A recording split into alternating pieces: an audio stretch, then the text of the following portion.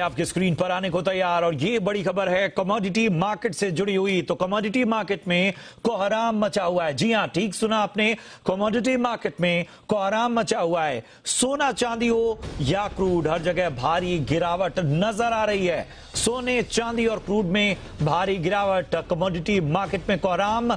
गिरावट में एग्री वायदा भी पीछे नहीं है, वहां भी जमकर बिकवाली हो रही है। एमसीएक्स पर सोना 600 रुपए से ज्यादा गिर गया है, वहीं डब्ल्यूटीआई क्रूड में 5% से ज्यादा गिरावट है। तो कमोडिटी मार्केट में इस वक्त भारी गिरावट, सोने चांदी में भी भारी गिरावट नजर आ रही है, क्रूड में भी गिरावट नजर आ रही है। और इसके साथ ही आपको बता दें कि एमसीएक्स पर सोना 600 रुपए से ज्यादा गिर गया है।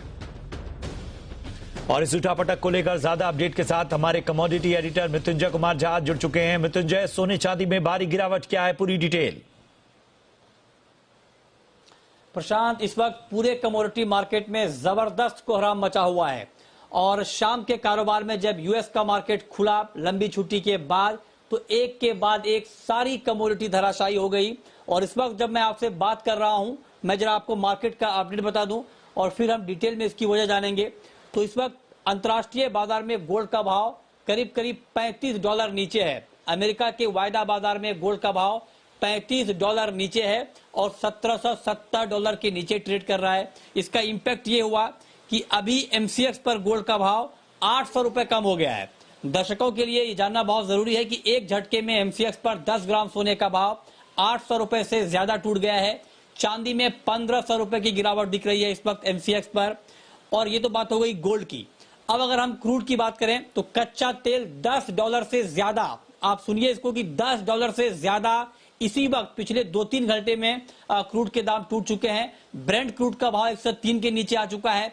नाइमेक्स क्रूड, जिसको हम डब्ल्यूटीआई क्रूड कहते हैं, $100 के नीचे लुढ़क चुका है।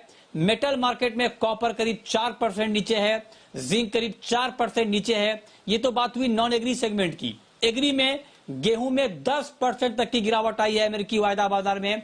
कॉटन के दाम 4% से ज्यादा टूटे हैं। सोया तेल, सोयाबीन, यहां पर भी 8 से 10% की गिरावट इस वक्त अमेरिकी वायदा बाजार में दिख रही है। तो पूरे मार्केट में जबरदस्त बिकवाली का माहौल है और इस गिरावट के पीछे की सबसे बड़ी वजह यह है कि मंदी का खतरा एक बार फिर से दुनिया में बढ़ रहा है और यही वजह है कि आज मार्केट में जबरदस्त बिकवाली का माहौल बना है। प्रशांत, बिल्कुल। और अगर हम बहुत स्पेसिफिक होकर कच्चे तेल की गिरावट को देखें तो आखिर किन वजहों से गिरावट नजर आ रही, मृत्युंजय? ये बहुत महत्वपूर्ण सवाल प्रशांत आपने पूछा है, क्योंकि आप देखिए कि जब यूक्रेन और रूस का युद्ध शुरू हुआ था उसके बाद कच्चे तेल की कीमतों में बहुत बड़ी तेजी आई थी।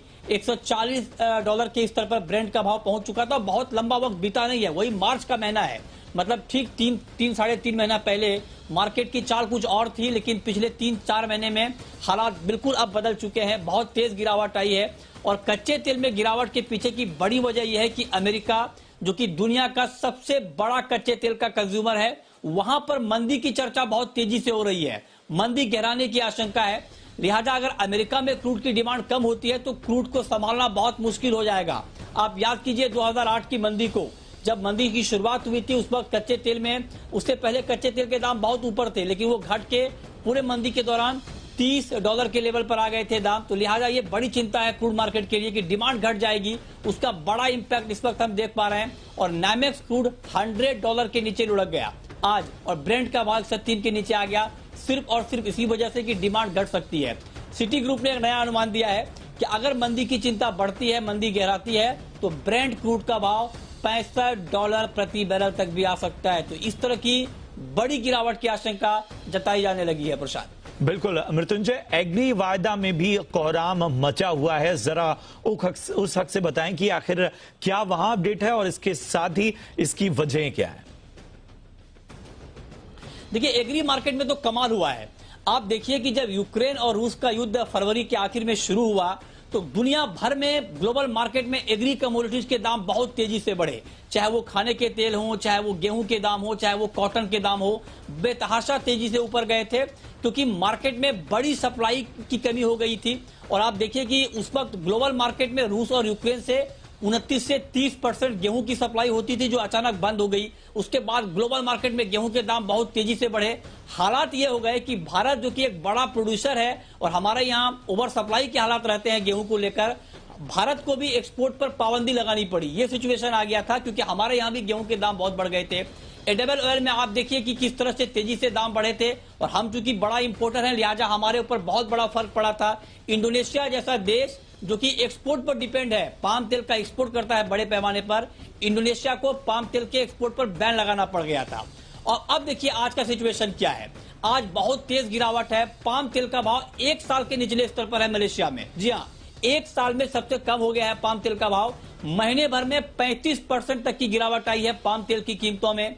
अभी अभी अमेरिकी वायदा बाजार में सोया तेल का भाव 10% से ज्यादा टूटा है। सोयाबीन में 7% की गिरावट है।